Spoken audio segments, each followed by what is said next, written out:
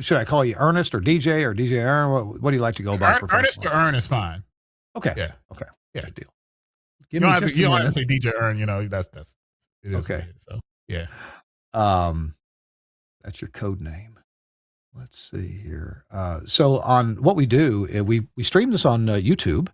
We also Uh-huh. stream it on Facebook, and I thought, well, as long as we're on Facebook, I'm going to distribute. I'm going to share the program out on several different pages.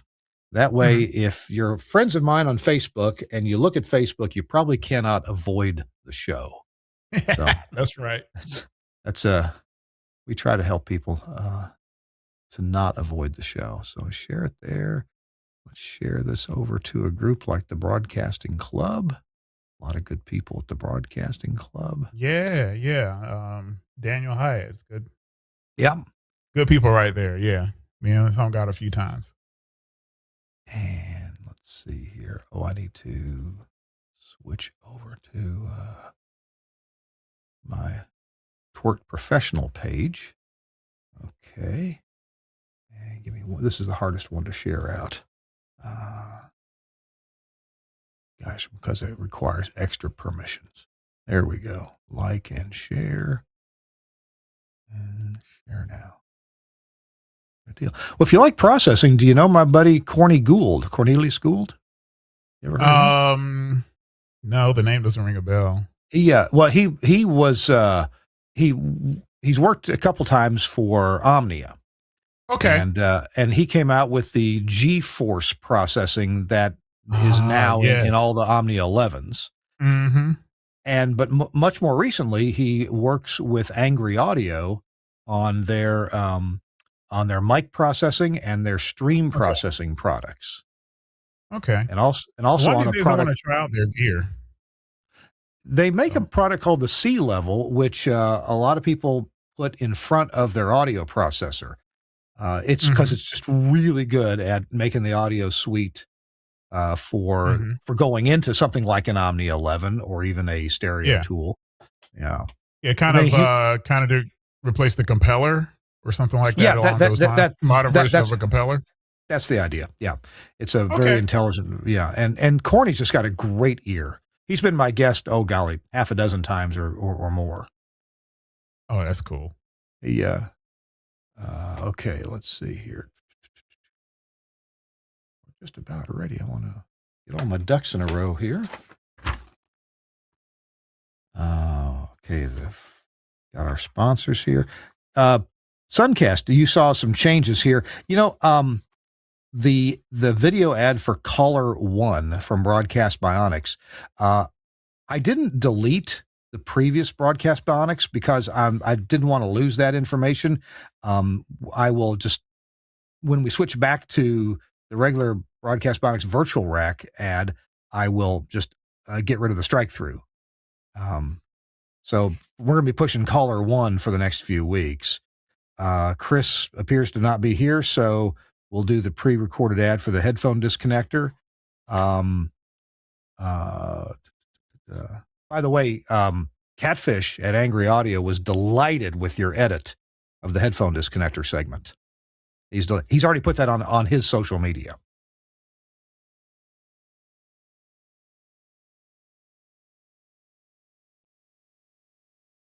Yeah. Yeah. I'm guessing he used the shorter version, but I'm not really sure. So anyway, I really appreciate your work on that. It came out beautifully, and he was just tickled with it. Let's see, Max Connect Wireless. Yeah, we'll have the Gary Morrill, and Avonix will do the Sophia. Okay, I've got all. You did for what purpose? Oh, can you tell me? Well, good for you. That's great. Yeah.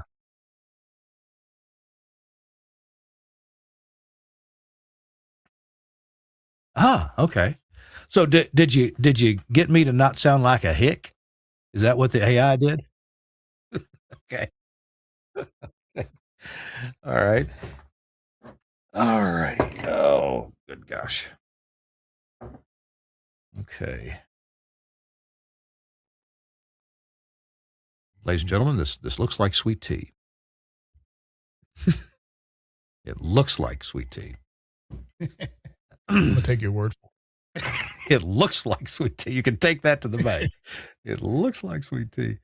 Okay, man, I feel short. I'd love it if that was tilted down just a tiny bit without being too much. There we go.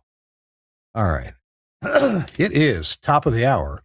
It's 5:00 on the East Coast, and actually it's 5:01 on the East Coast. So I guess we better get started. Hey, everybody, welcome to the network. This is the part that gets cut out in the final version, and it's episode 787.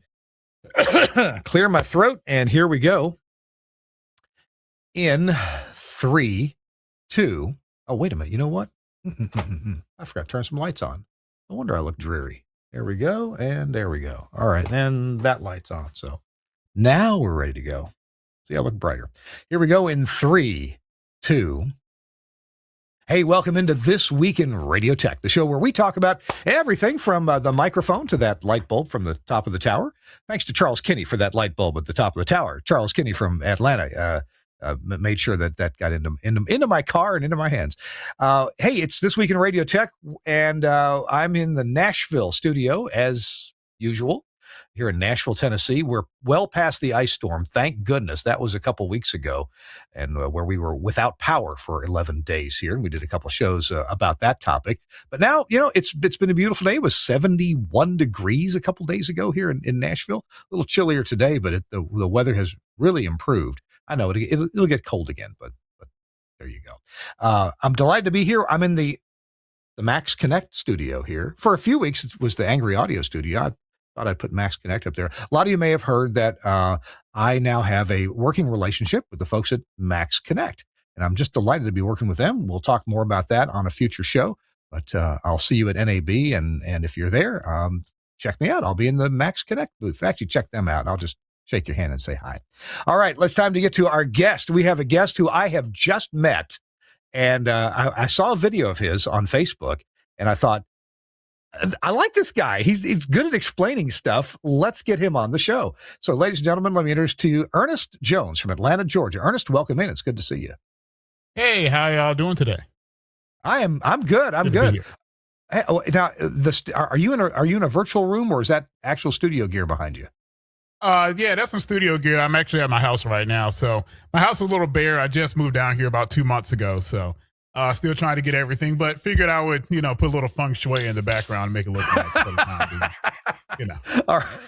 Well, you and I got to talk before the show just a bit. Why don't you give us the little elevator talk about who is Ernest Jones and why in the world did you elect to get into radio broadcast engineering? Well, I've been in radio since 2000, so about 26 years or so, since I was 16, kind of the story of a lot of broadcast engineers, started on air doing board op work, and then went to college, went for electronics, because I was like, well, I liked how it worked a little bit more than being on air. And I got to college, went for electronics, and then started DJing as well. And some people at JMH 102 Jams in Greensboro started to get attention from doing, nightclubs and parties and private events.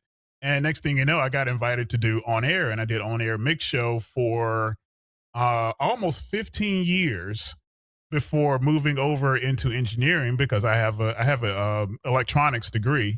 So, it kind of all worked out, but it was very fun doing on air mix show. Then also kind of getting in the background and starting to do a little bit on the engineering side as well. So when you got interested in engineering, did you have a few maybe early successes that maybe encouraged you to say, hey, maybe I can do this engineering thing. My brain kind of works around this stuff. Well, at the first radio station I ever worked at, their old computer died, and I was, into computers at the time. So I said, well, let me rebuild your automation. And that's what I did. I rebuilt their automation system. I couldn't have been no more than maybe 17 years old when I did it. And I think they used that automation for at least over 10 or 11 years before they replaced it. Wow. So when you say rebuilt the automation, this was the computer that ran the automation program, right? Yeah. They were using an old DOS program I don't know where they got it from, but the computer just died one day, and I said, "Well, let's upgrade it to, I think Windows 98 was the hot thing," and got them. I think it was whatever the it was a very rudimentary. It was Zara. That's what it was. It was Zara Okay. Radio because it was very early Zara. Oh. That's what they ran for a very long time. Now, I'm. Tell you, we got to take our first commercial break here in a second, but I'll throw in. I'm way older than you are, and the first automation that we ever used, all it did was automate a overnight satellite show, and it would play the top of the hour ID, and that's all it did, based on a contact Wow. closure. But I made it. It was a Commodore 64. Now, have you ever heard of a Commodore 64? That's way Yes. before your time. Yes. Yeah, that's a little bit. Yeah, yeah, yeah. Some That's oh man, that is cool. I interfaced I don't know if it was the printer port or some kind of GPIO port, and wrote a little Hmm. program that would receive the closure, and then I forget what all it did. It wasn't much, but anyway. Hey, Ernest Jones is our guest here on This Week in Radio Tech. We got a lot to talk about, including his start with IT in the banking industry, and then how that kind of led him into the broadcasting industry. He's engineered at several stations in North Carolina, and then most recently moved to market number 7 in Atlanta, Georgia. So we'll talk to Ernest coming up. We'll see what he likes and doesn't like, and kind of where he thinks he's going from here. I'm Kirk Harnack. It's This Week in Radio Tech, and we're brought to you in part by our friends at Air, A-I-I-R, Air.com. Let's check it out. Hey, it's Kirk Harnack, and I'm here with Ricky Lee, the CEO of Air. Ricky, you guys make a fantastic automation system, but streaming is a really big deal. Tell me about streaming with Air. It really is. We've got a beautiful streaming platform with an incredible dashboard with fantastic analytics. And you can buy it for just $20 a month. All you can eat. No limits on bandwidth or bit rates. And you can also record shows as well. So if you like to deliver on-demand content for $20 a month, you can stream and deliver that on-demand content to an RSS feed that can feed your radio player, your mobile apps, or a podcast that people can download and enjoy. Now, $20 a month, that must be for just some slow MP3, right? No, MP3, AAC, and we also now support HLS, which is big in the industry right now.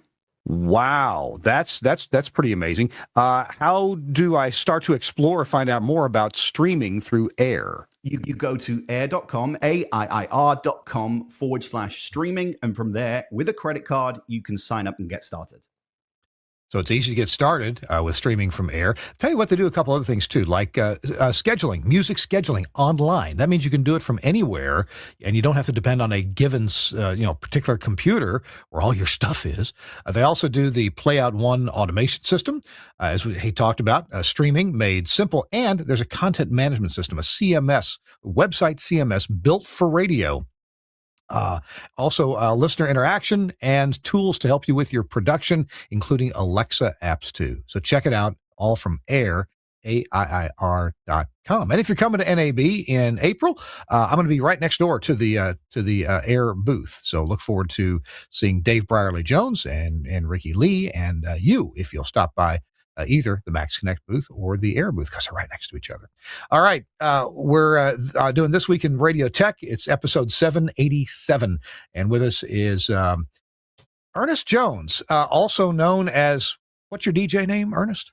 DJ Earn is what folks called me on the. Yeah, that's what I went by for many years, and every now and then I still pick up the turntables and do a little wiki every now and then.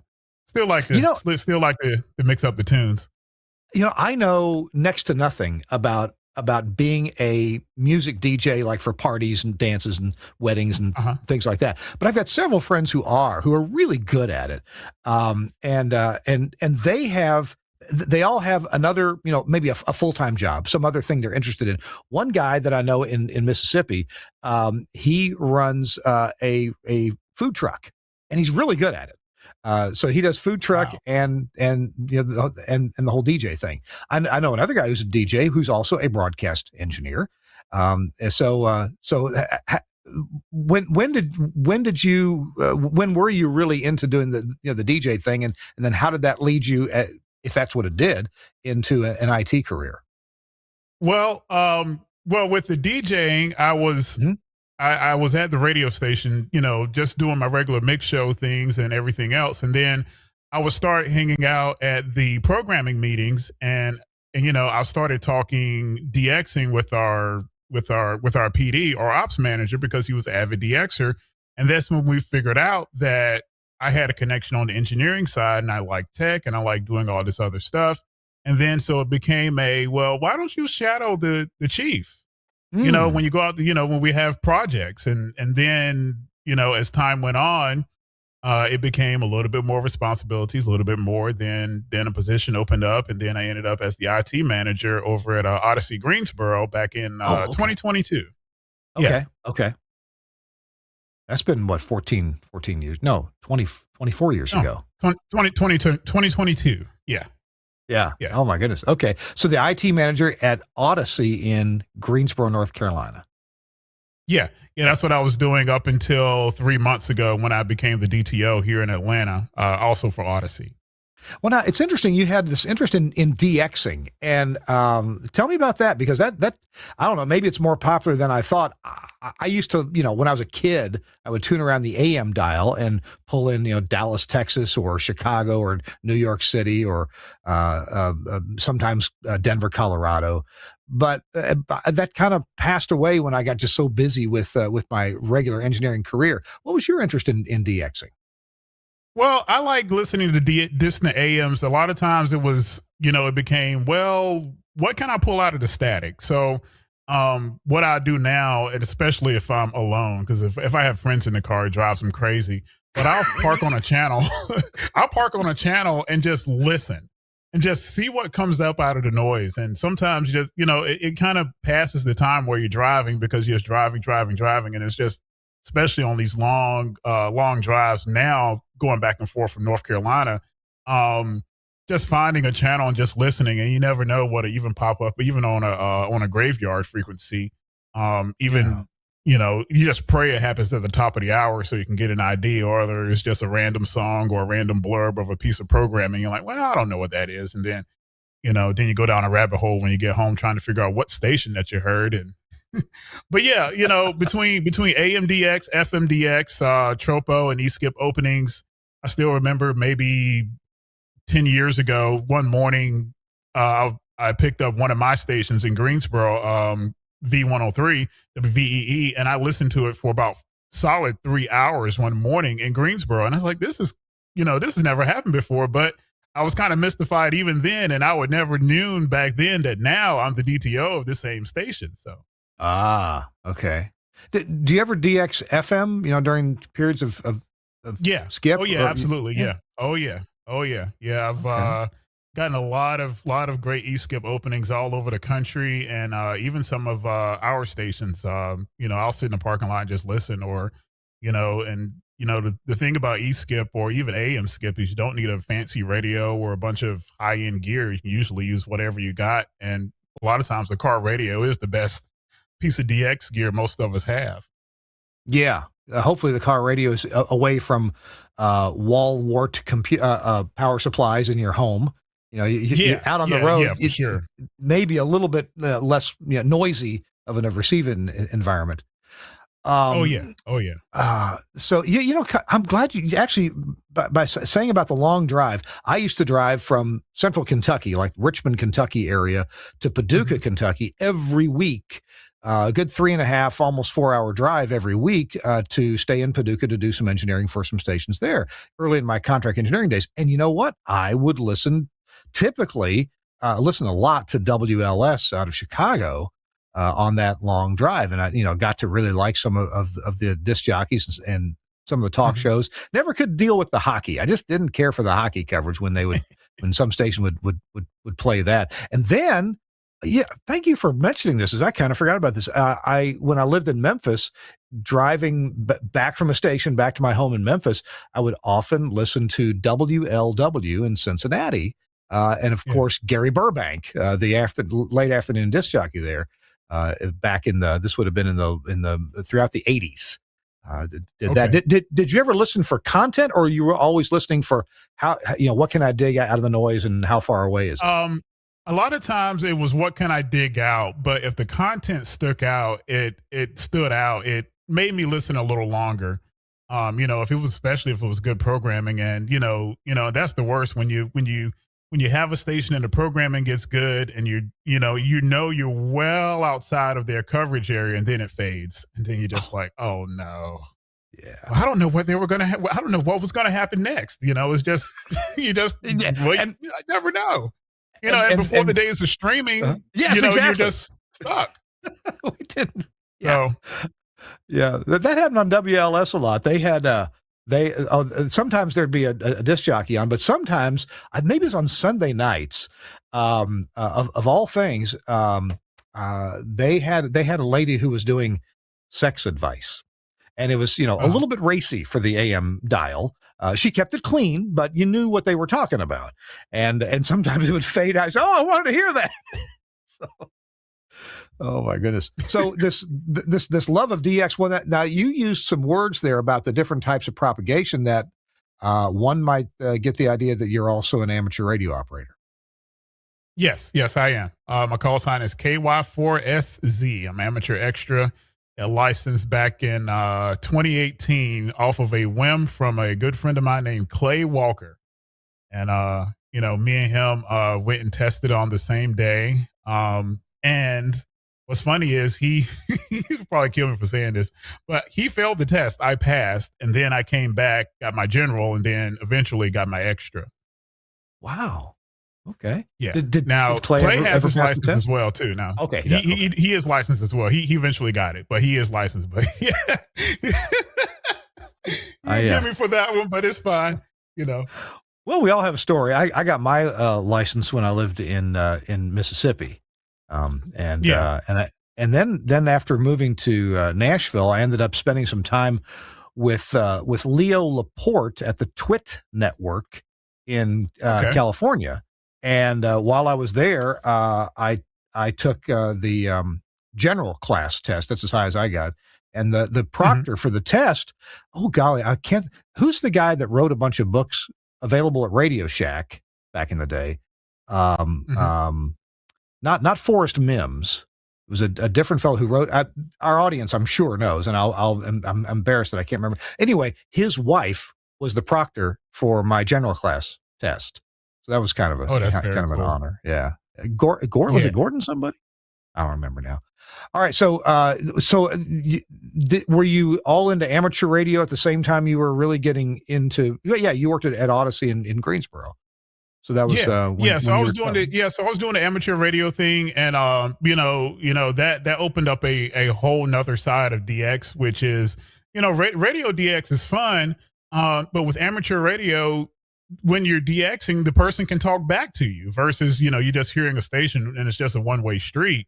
So it was very cool being able to do that, and sometimes I would just pop the radio on late at night.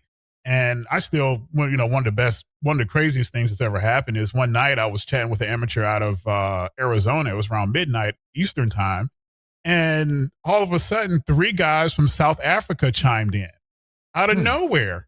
And I was just like, this is crazy. And it was the first time I heard South Africa on the air. And I mean, they sounded like they were locals, and, but it was just riding that gray line DX where the sun was coming up there. And, sunset actually it was well past sunset for Arizona, but it was basically riding that gray line because it was about 7 a.m. their time. But yeah, they were in for a good amount of time. We just all had a nice long chat. Then at one point, a guy from Chile heard us and he chimed in as well. I just, this is different. But it's very cool. Very cool. I like I said, I love the DX and I love the chase. And, down here, like I said, I've been here 3 months. So hopefully I have my amateur gear set up very soon. I'm a little curious now. When I was in my early teens, I built a Heathkit shortwave radio. And so for a while I was into shortwave listening. And I remember the first station I ever picked up, and here I am probably in, 5th grade. And we strung up an antenna inside the attic of our house and hooked the ground up to a cold water pipe and in this old house. And the first station I heard was HCJB out of Quito, Ecuador. And that had, quite an impression on me. Now, I didn't other than that, I tuned in some number stations and other things that made a lot of noise. But I guess I kind of lost interest. Once I had done it, I kind of lost interest. But obviously, your interest has maintained. When thinking about learning RF in broadcasting, did you learn RF in amateur radio first, or how did that order take it go? It kind of went side by side. Now that I think about it, I was kind of doing a little bit of, I was shadowing at that time when I was doing my amateur radio stuff. But yeah, it kind of went side by side, but the amateur radio definitely taught me how to do things at the low level before going to, high power level. And then, in 2022, moving over to the IT manager. Now, even though it was IT manager role, I was the backfill for our chief. So, I explicitly told him, I said, hey, I want to learn RF. I want to learn how the transmitter sites work. And I want to learn how do we get it from the studio to the transmitter, from the transmitter all the way up to the tower and out the air. So, he taught me a lot. Larry Allen is the DTO over in Greensboro, and he's taught me a lot about RF, especially I think within the first week he had me changing tubes in a Continental 816, which was very interesting. So, I learned on tube rigs first before going over to solid state, even in 2022. Yeah. It's a lot of mechanical work to change tubes in almost any tube transmitter, but boy, that. Oh yeah. Wow. So I'm thinking about if you're in IT, that's a whole digital world. Do you have any do you have any interest in digital amateur communication modes? Yeah. I did FT8 for a very long time. I was doing slow scan TV.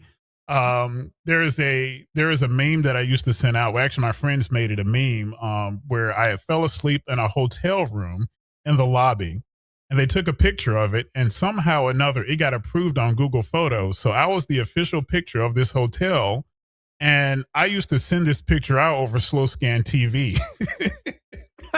As my CQ call sign. Like CQ, and it was me sitting in a chair in the lobby of a hotel room. Oh my gosh. So I did slow scan TV for a while, and FT8. I tried FT4. I did what's the other one? Oh my gosh, what's the other one? Not C4 FM, but the DMR. I've done a little bit of DMR as well. Yeah. Gotcha. So yeah, I like the digital modes on the amateur side as well. I haven't done them a lot lately. Once I kind of opened up on HF a little bit and got a decent antenna, I started going more voice than digital. But every now and then I would, just get on and do some FT8 or FT4. And I got a lot really of fun at it there. I got a lot of enjoyment out of Echolink, or maybe there's two standards, for just using, 2 meter 440 repeaters and hooking them up to other repeaters around the world. So you can be driving around Nashville and talk to somebody in Australia. Yeah. I've done Echolink as well. And I still have the app on my phone. I haven't used it in a while, but yeah, I still have the Echolink app, and, I really need to start utilizing my Echolink and DMR stuff. It's kind of just gathering dust. All right. We are talking to Ernest Jones. Ernest is now the director of technical operations for Odyssey in Atlanta, Georgia, and we're having a good conversation. One of Ernest's real passions, though, is audio processing and audio routing and pathing. What all's in the audio path from the mic or the automation system or whatever's playing the audio out to the transmitter site, and how's it going to sound when the listener hits it? We're going to be talking about that in a few minutes. Our show this week in Radio Tech is brought to you in part by our friends at Broadcast Bionics. They got something pretty cool at Broadcast Bionics that we haven't talked about before. We're going to talk about it right now if you'll watch this video with me. Caller One is the talk show system that anyone can use and everyone can afford. Live radio thrives on listener engagement, and phone calls play a crucial role by bringing real-time interaction, authenticity, and a true sense of community. But with the rising costs of traditional phone lines, broadcasters need to migrate to SIP. But this has been complex and expensive until now. Caller One makes your move to SIP easy. enabling you to save on line rental and improve call quality, while at the same time integrating seamlessly with your existing hardware and workflows. With Caller One's intuitive browser interface, you can answer, screen, and route calls to air from any device anywhere on the network, eliminating the need for expensive dedicated hardware. And it integrates seamlessly with the IP or analog console you already have. It's quick and easy to add notes and flags to callers. And with its built-in database, you can view call history and previous call notes all on one screen. As well as smooth call handling, Caller One records an isolated feed of the caller and presenter for every call, allowing rapid editing and repurposing of content for trails, podcasts, or social media. Flexible licensing allows you to choose 3, 6, or 12 lines, which can even be shared with a second studio. Make the switch to SIP with Caller One for a subscription that is less than the price of the daily coffee run. Get started today at bionics.co.uk/caller1. That's a great place to get information about Caller One. Bionics.co.uk/caller1. And so many dealers, broadcast equipment dealers, can provide you with Caller One. And you know what? I'm a big fan of SIP telephony. I am. Of course, you kind of don't have a choice anymore. You need to be a fan of SIP telephony because all the other lines have been going away for years and not being maintained very well at all. So thanks a lot to Dan McQuillan and his whole team at Broadcast Bionics for providing Caller One, a really, really cool way to put callers on the air. All right, I'm Kirk Harnack at This Week in Radio Tech, episode 787. And our guest this week is my new friend, Ernest Jones from Atlanta, Georgia. Ernest, you said you've just lived in Atlanta for a couple of months now. Man, that is a big, big city to move into. Are you getting comfortable? Oh my goodness. Yes. It is a stark difference from Greensboro, where 20 minutes equal 20 miles, where 20 miles, could be 2 hours here. You just don't Atlanta, know yeah.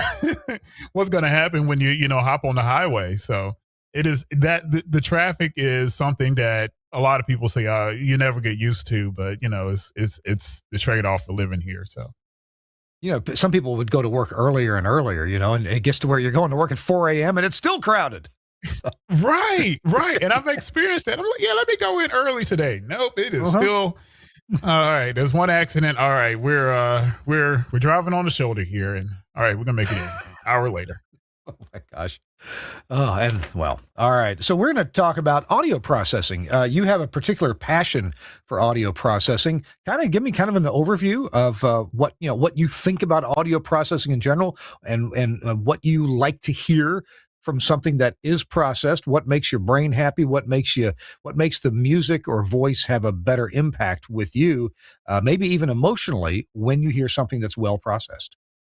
Well, I like the audio to be good, clean, but also when it needs to hit, it needs to hit and do what it needs to do. I remember when I first started DJing, I used to take a basic, single band compressor limiter out, with me to gigs, and I would plug it in front of the PA gear.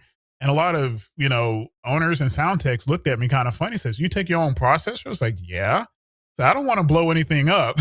That was the one reason, but also to level my audio out so that it would be clean and consistent. And that's something I kind of took over into radio. And that's what I look for when on air. I look for clean, not really hearing a lot of distortion, and just making sure that we have a good product from beginning to end. Because, even though we're passionate about audio processing, to the average listener, it could be the difference between, well, it doesn't sound right, I'm a tune away. So that's what I kind of look for in processing. You said something there that is really smart. People talk about a signature sound, and okay, that's fine if you know what you're doing and you can make people tune in. They say, "Oh yeah, that's whatever your call letters are. That's WKXY. That's my station." Because maybe it sounds a little bit different than others. As you say, it's a good phrase. It hits different. My friend Frank Foti would say, "How does it print on the radio?" And it kind of makes you think about, the process of newspaper printing, but something, how does it look on the radio? How does it feel? How does it sound, obviously? But the important thing you said there was you don't want to drive anybody away. You don't want the audio to have any bad habits. So tell me about the things, Ernest, that you listen for that would be considered bad. You mentioned distortion already. Are there other things that make a station annoying in your ears? Sometimes high frequency enhancement, I think, can drive people away, especially women. So I kind of look for, if I hear a station with a lot of high HF enhancement or a lot of low frequency enhancement, especially with urban music, I can see that kind of driving people away. From being a club DJ for so many years. I like bass. But at the same time, it has to be balanced and really hit when it's supposed to, but also be able to pull back when it needs to as well. I guess sometimes you hear audio that's over processed and it has no breathing room. It's a wall of sound. What is that? How is that negative for people's ears or psyche? Well, I think the term that I read was called listener fatigue. And it's kind of where your ears just are. It sometimes when I used to hear it in live sound all the time. Like it's so loud for so long that your ears just get tired, and next thing you know, and subconsciously, it's just like, well, I'm just tired of listening to music. I'm just tired of the noise. And then when it goes away, they're like, oh, I didn't realize, how kind of detrimental it was for listening to a wall of sound for so long. I hear Many that times, over the air too. Yeah. There's plenty of times when I have driven a long ways home after engineering. Like at my stations in Mississippi, and then I'd drive the 5.5 hour, 6 hour drive home, and it'd be 1:00 in the morning by the time I got home, and I know I was listening to the radio or my iPod at the time pretty loudly, to try to stay awake and enjoy the music, and you realize that the next morning when you get in the car. And you're, whoa! I had that turned up to 14. Yes. Now there's other people. There are other people who will tell you that, oh, I must have had a lot of weed to smoke because this radio's really loud. I don't know what that's like, but that's what people say. So, wow. Your high frequency enhancement, high frequency distortion, and it used to for so long. We were in a loudness war because your AM station actually got out farther. Your AM station got out farther if you were modulating heavily. That we could show that, especially positive modulation. Your FM station might make, back when we had radios that would punch and come on instantly to the station you punched it to, loudness could make a difference, could make a perceived difference in how people thought of your station. But nowadays, your FM radio is an app on your dashboard, and typically there's a little bit of time. Your brain kind of forgets about how loud the last station was you were listening to when you punched to the new station, and of course it's that way on streaming. There's always going to be a small gap there. So would you agree with me, or do you have a different idea that today's modern technology, especially with the delay when you punch something, whether it's a stream or an FM or an AM station, that kind of mitigates the need for, sounding loud and proud? Well, I think being loud and proud is also part of the game. But you don't need to go, you don't need all the, super fluffy clippers and everything else. You can get that loudness point, but not all the overly aggressive processing. And of course the mediums are different. You'll process FM separately from, AM, separate from HD, separate from streaming to balance everything out, because you don't want, and I've seen it in many a plants. You walk in and you're like, why do you have the FM processor connected to a stream? It's like, it sounds great. And I was like, you got composite clipping in there. It's really, really, really, making weird sounds with the encoder, because the encoder doesn't know how to handle composite clipping. Yeah. Now, speaking of processing, okay, there in your studio room behind you, Do I see a special edition Orban processor? Is that what that is? Yes, you do. Yeah, that Is is it? a old 8200. I think that's a Orban signature Yeah. that I have right there. That'll make a Yeah. good prop for the program today. Well, were those signed by Bob Orban? Yeah, that one is. Yes. Yeah, how about that? Yeah, that's pretty cool. Well, and hey, in my early days in radio, we would refer. I was told to refer to the appendix, not the appendix, the addendum to the Orban manual, because there, Bob Orban and I guess Greg Oganowski also wrote. Maintaining quality in the FM plant, or I think that's the title was something like that. And what a bunch of great basic and some not so basic ideas on keeping the audio sounding good. And this is when we were typically using vinyl as our audio source. We were playing records. Maybe some newer stations had CD players in 1984, 85. But what a great reference to go back to. How about yourself? Where's been your source of learning about audio processing? Because for me, it was Orban manuals back in the 80s. And then later on, along came Frank Foti and his Omnia manuals. How about you? Well, What's been your source of learning? Well, a lot of it, yeah. Well, I messed around with a cutting edge Unity, Unity 2000i. That was one of the first processors really had my hands on and really tweaked around and played with, and read that manual from front to back. And I think one of the blurbs in there with Frank Foti was, when you get it sounding right, walk away, and then listen to it maybe a few hours later or something along those lines. But, sometimes I feel we get into this point where we turn to knobs and listen and, fatigue ourselves. And then we need to kind of step back, let our ears kind of refresh, and then come back in it. And then, and then just walk it in and get it right. That's usually what I do.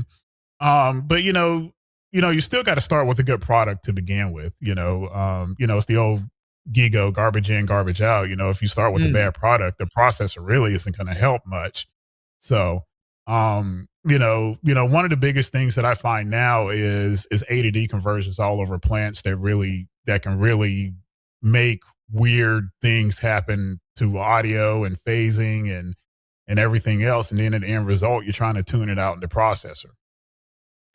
And you're right about that. I've had a lot of experience starting with working with Omnia processors, and then when Axia came along, I got to help a lot of people move into the all digital world, even digital all the way up to and into the audio processor. When those started having either LiveWire or WheatNet or later AES-67, and one thing that I got to explain to a lot of folks is, when you have an audio over IP network, it's possible, if you don't screw it up too much, it's possible that almost the same ones and zeros that came off of the audio file in the automation, except for a level change, a multiplication factor from the audio console, those same ones and zeros go into the audio processor, and the cleanliness is notable.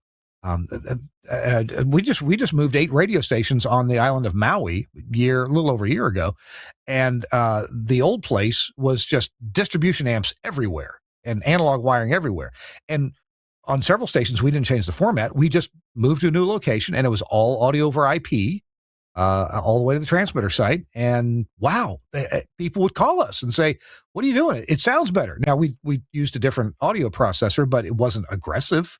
But I think the main difference was all digital. Not that digital of itself is good. It's good if it's well implemented. Comment on what I've just said about an all digital path. Yeah. All digital path is definitely the way to go. When I was IT manager in Greensboro, we had a full live wire plant from beginning to end, and it made a big difference over the air. It also was really, really manageable. Now, Atlanta is a lot more complicated than Greensboro, because all we had was 4 music brands, where you're in Atlanta, I have 2 music and 2, one's sports, one's news talk. So here we have analog, we have AES-3, we have AES-6, raw AES-67, we have Dante and Livewire all living together. So Yeah, it's been an interesting experience coming into this plant and really trying to wrestle everything together and just point everything, in the right direction. But, so far, one day at a time, but we've made some great strides here. And so far I've converted a lot of stuff over to audio over IP that I can. Cool. That's interesting that you've got several things living together, and the phrase "oh my gosh, cats and dogs living together." But no, really, it's German shepherds and Labradors and poodles living together. It's Yeah. they're not that different from each other. They're just a little bit different. So. Yeah, and they all talk, because they all at the end of the day are talking AES 67. So they all work well together, and it works. I'm not going to ask you to give away any on-air secrets, but maybe you could describe for me, an audio processing path that you like, that you're comfortable with for AM, and what you're comfortable with for FM. If you don't want to name names or model numbers, that's okay. But I'd like to know just what works well for you. What are you liking these days? What I'm liking these days for me, it would be live wire, full blown live wire plant, coming into either going out of an Orban, let's say a 5950 or a 5750 or Omni 11 for FM. For AM, it will probably be similar, but with an XPN at the end. That would be my perfect plant.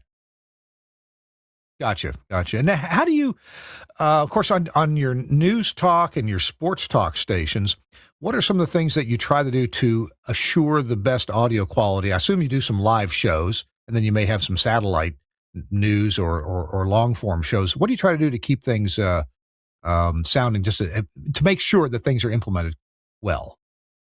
Just making sure the board ops are watching levels. Everything is pretty much, working as it should. Getting rid of weird gain staging. That was one thing that I did. There was a bunch of weird gain staging happening on the back end. So I went in and kind of moved everything back down to 0 dB.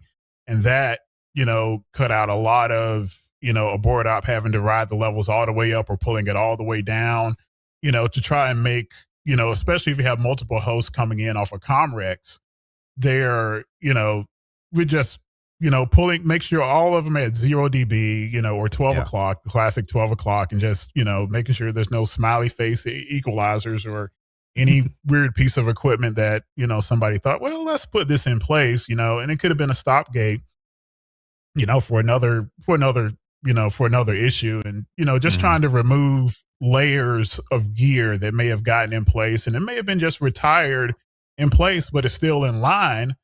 And if it's an analog piece of equipment that's 20 years old and it has dried up caps, you either have a hum or some random hiss, and, or a channel just dies on you for no reason, usually inconveniently. Yeah, sure. So that's what I usually try to do that I see, if I see older gear that's not being used anymore, I just bypass it or pull it out the chain. And usually time that helps out a tremendous amount when it comes to audio quality. Yeah. Yeah, boy, it's interesting that sometimes the more you pull out, the better it sounds. Yeah, definitely. That happened, yeah. Hey, we're talking to Ernest Jones. Ernest is the director of technical operations for the Odyssey stations in Atlanta, Georgia. Big responsibility in a number 7 market, and man, that's a hot market, I'll tell you.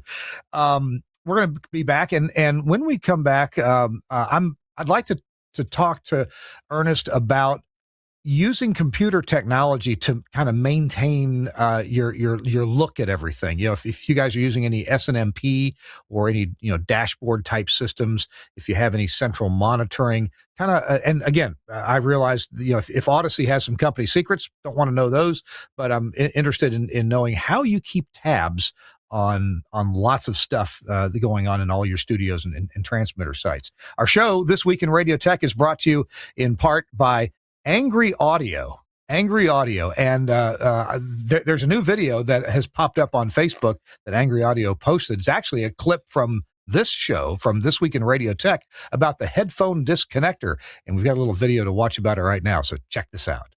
As broadcast engineers, we spend a lot of our time connecting things together, but sometimes it's just as important to be able to disconnect something.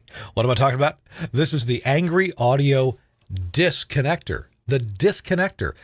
So here you have something that you just put in series with your headphones, with your Talents headphones. Now, this is available in the 1/4-inch tip ring sleeve size, as you see here. Also available in the 3.5 millimeter size. And you can even mix and match inputs and outputs. The point is, this is what's in the middle. This is the disconnector. So you have a talent that forgets to take their headphones off. They get up, they start to walk away, and boop, look at that. No more damage to the connectors that you normally use. No more damage to the headphone jack on the audio console or under the furniture. Oh, look, it just went back together, and I wasn't even trying. It's magnetic. It's the disconnector, or the headphone disconnector from Angry Audio. Disconnector.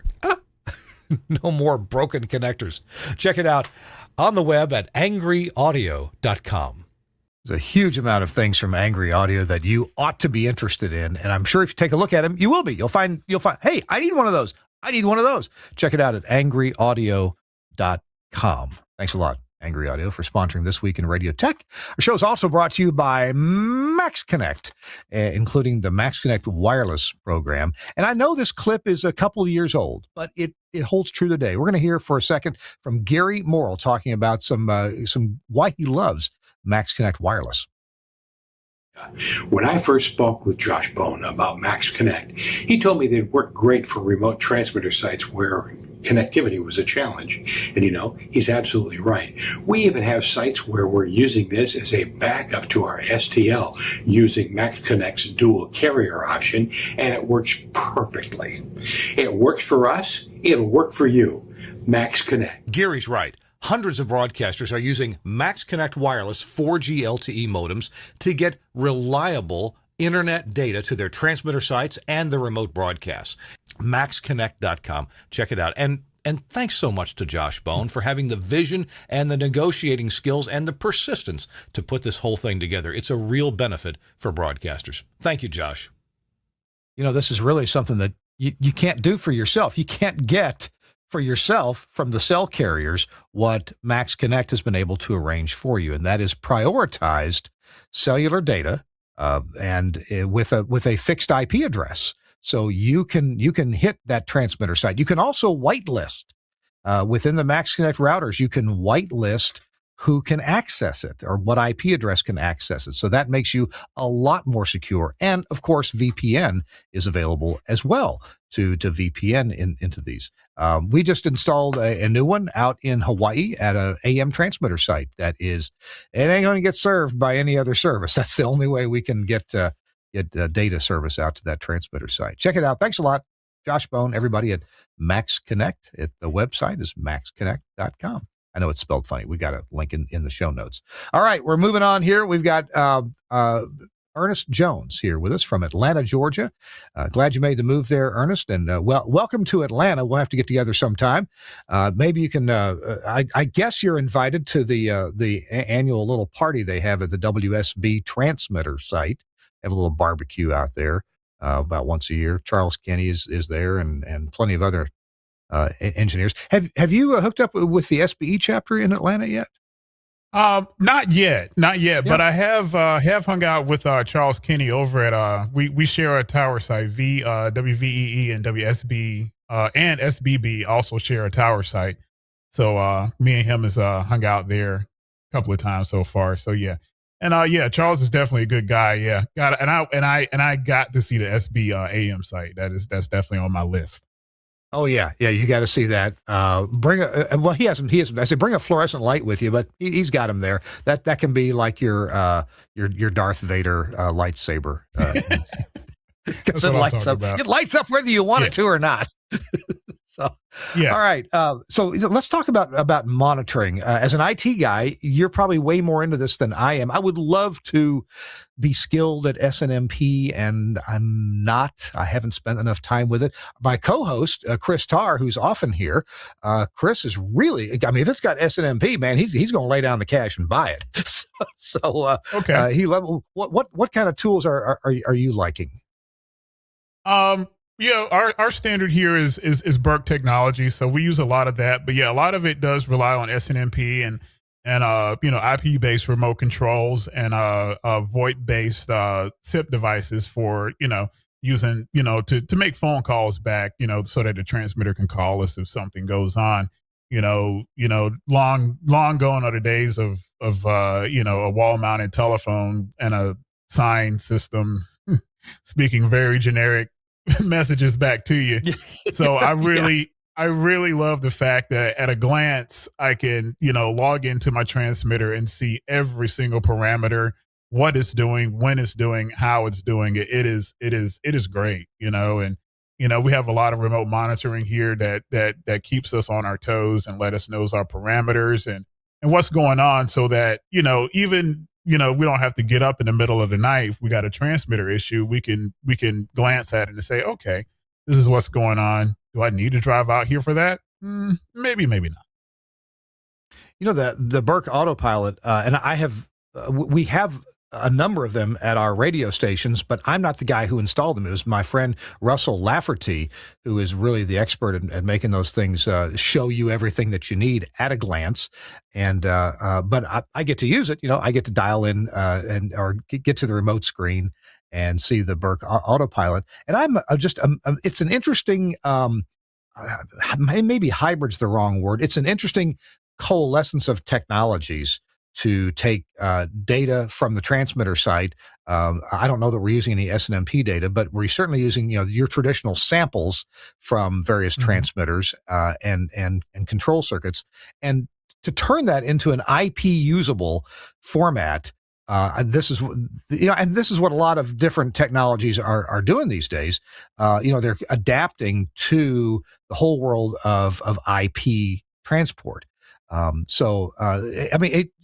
Even audio. That's what we were just talking about. LiveWire or WheatNet or AES67 or Dante. We're bridging what we need to do in audio with what we can do with IP. I'm wondering if you have any more being an IT person, you've got insights into IT techniques and technologies that I probably don't realize what's going on. Are there any other technologies around the broadcast facility that you think are pretty cool that you're working with, or anything that you think is on the horizon that you think we ought to be looking out for? Well, one thing that a lot of broadcasters have been talking about is Starlink, and Starlink will bring you internet, connectivity where it doesn't exist. And we had a situation in Greensboro where we needed internet at one of our transmitter sites, so we went with Starlink. And on a whim, I was curious if I could pump uncompressed audio over a Starlink connection, and absolutely, yes, you can. With now you got to add some forward error correction in there to counter the latency, but we stood it up. We've stood it up multiple days. When the Mosley STL just went bad, and we were sitting there running on Starlink, and it was so clean that we didn't even know it was off until we walked into the TOC and saw that and smelled. We smelled the power supply had burned up. Oh my goodness!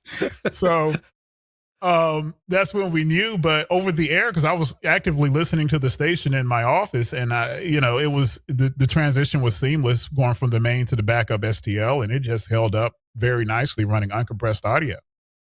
So we're getting ready. We've got a couple of sites in Mississippi that are problematic for getting reliable internet too.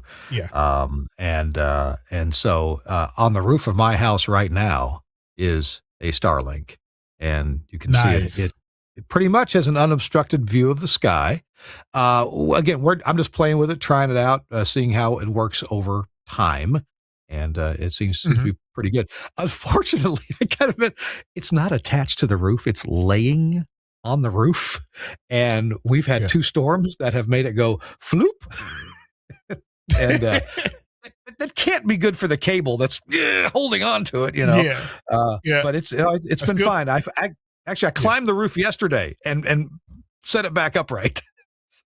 Yeah, I still think the funny thing that when we set up the Starlink at our tower site, it showed the one obstruction, which was a tower, 1,000-foot tower, and I'm like, there's no way we can move around this obstruction. So, but Yeah, you other got than to get that, this. it's so minor in the footprint of the dish that Yeah. it didn't affect the signal at all. You'd have to get the dish, the panel, a mile away before the Right. 1,000-foot tower quit having any effect on it whatsoever. I was a little surprised. I've got I'm not showing any red dots here, but there actually is a chimney that's a little bit in the way. And if this went a little farther down to the southwest, no, I'm sorry, the northwest, right there. Once in a while, I see a little red dot there where I know it's Mhm. the chimney that's in the way. But that's all blue. That's pretty cool. Um, and I know there's Starlink. There's an enterprise version of Starlink. Of course, there's different packages that you can get. I know that there's a very, very large broadcaster who has done a lot of testing with Starlink, and they do notice a pretty fair number of dropouts that are a second, typically Oh. 1 second or less. Uh-huh. And then they do push updates to the receiver and the router, and that'll take you down for I don't know, 30 seconds, 2 minutes, something like that. But they try Yeah, to do yeah, that yeah. I'm at aware of that. literally at 3 in the morning, 2 in the morning, sort of thing. So, Yeah. So um, it doesn't hurt to have some redundancy, one of my contract stations use a Max Connect system as a backup STL. So yeah, we sure. so and that was very good. That system just works and works. We have no complaint. They had no complaints over a Max Connect. In fact, I mentioned we just put a Max Connect in, and we could have put an AT&T 4G, 5G router that's on the FirstNet network. So it's got better guarantees, and you can get a fixed IP address. But to get the fixed IP address, you've got to talk to AT&T for a long time to support Yeah, to get yeah, that done. yeah. It's it, They fight you on fixed IPs. it is not easy to get done, and then you come out of it and you got to put it in the IP pass through mode, and then still provide your own router. And again, this is not Right. another commercial for Max Connect, but I told my business partner Larry, I said, Larry, if we just put Max Connect there, we have a fixed IP. We can do a port forward where you need to. We can restrict it on a whitelist, and it has built-in Wi-Fi and a wired connection. It's got everything we need. Mhm. We don't have to do That's anything right. else, and we can put the Wise cams on there, which are Wi-Fi only. We can put the Burk on there, which needs the port forward. So we're covered if we just do the one Max Connect. We don't have to juggle 3 other items. So anyway, Yeah, that's what we did. yeah. All right. Well, good to know that you guys are really doing the Burke thing. Do you have any other monitoring systems that you can talk about, or that seem cool to you? Everything else is pretty straightforward when it comes to typical monitoring systems. Like I said, we have the Burke autopilots, and then of course telephone based calling and stuff like that. So and then we have a national monitoring for that, that monitors all of our radio stations to make sure everything is up and going, and and also having some good support there. We have a very good support system here. All of us talk to each other and make sure all the stations are up. And me being in here for 4 years, I'm learning something new every day. Is very, very much true. Good deal. We are talking to Ernest Jones. He's the new director of technical operations. And hey, tell you what, when we're going to do our last break here, and when we come back, maybe you could tell us a little bit about that video that you put on Facebook with the old AM transmitter, and then I'm going to hit you up, see if you can come up with a tip of the week for other engineers, whether they're new engineers or maybe old guys like me who have just missed something that you have become aware of. You'd like to point us to something useful. That would be great for a tip of the week. But you got 2 minutes to think about it. So you got your homework set out for you. Our show is brought to you in part by our friends at Innovonics. They make a lot of cool stuff that we use at our radio stations. And one of those is the Sophia HD radio site streamer. Love this thing.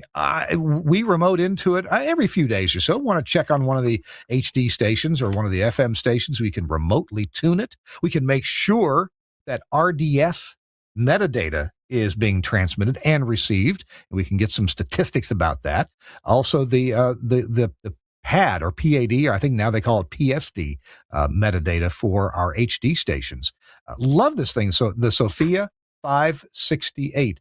Some of the other features of the Sophia 568, it has a built-in band scanner display. It displays a spectrum plot of the whole FM band or a section that you choose. You don't have to look at the whole FM band. And it identifies HD radio transmissions. It gives you local and remote readout of all your pertinent metadata, like I was just talking about. There's a front panel setup, and that's easy to do. It's a beautiful OLED display. It's a beautiful front panel setup using a jog wheel control. It's actually intuitive. It's good to use, but you can also do all that with the web interface, and it's quick with the web interface as well. It stays on channel and on mode, even when you have signal loss or even power loss. So if your power goes out, power comes back on, it's tuned to the same station where you left it on. It does not auto blend between FM and HD like a consumer radio, and that's by choice. It has front panel alarms or rear panel tallies, that is contact closures, to indicate audio loss, low signal, RDS errors, and HD reception loss. And here's something useful. You got an HD station? Well, it has a split mode for audio monitoring that lets you listen to FM in one ear and HD1 in the other ear. So it really aids your setup for diversity delay. It's super intuitive and easy to dial that delay in just right. Firmware updates are no charge. It has SNMP. That is fully supported. And the real-time clock in it has a battery backup. Lots more features to check out. You should go to the website at Innovonicsbroadcast.com. Innovonicsbroadcast.com. I'm talking about the Model 568. It's the HD radio site streamer. And where can you get yours? Well, of course, from Broadcaster's General Store, where they have not only Innovonics processors and tuners and all that stuff, they have sharp pencils. That means you're going to get a very good deal from Broadcaster's General Store. I'm usually a little bit surprised by, I see the list price, and then they show you your price, and it's usually quite agreeable. But check it out from Broadcaster's General Store. The website is bgs.cc. bgs.cc. Thanks a lot, BGS, for sponsoring This Week in Radio Tech. Ernest Jones from Atlanta, is our guest. And Ernest, going to hit you up for, let's see, what did we say? Not only a tip of the week, but did I ask for something else? I forget now. I think it's the video that I posted to Facebook. Oh, yes, the video. Ago. Yeah, so what was your inspiration for giving us a little walking tour of this old transmitter?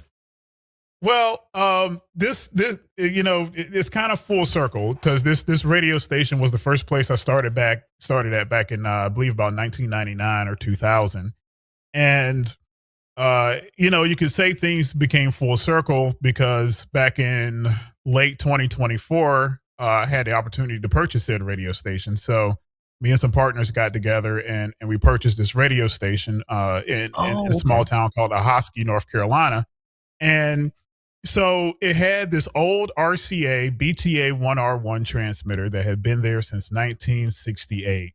And I learned a lot working on tube transmitters because of this. Sourcing tubes and it had a bunch of issues when we got a hold of the radio station. The transmitter was barely making power. All the tubes were extremely soft. It had the crystals were bad. There was the Pi network was way out of tune. The ATU was out of tune.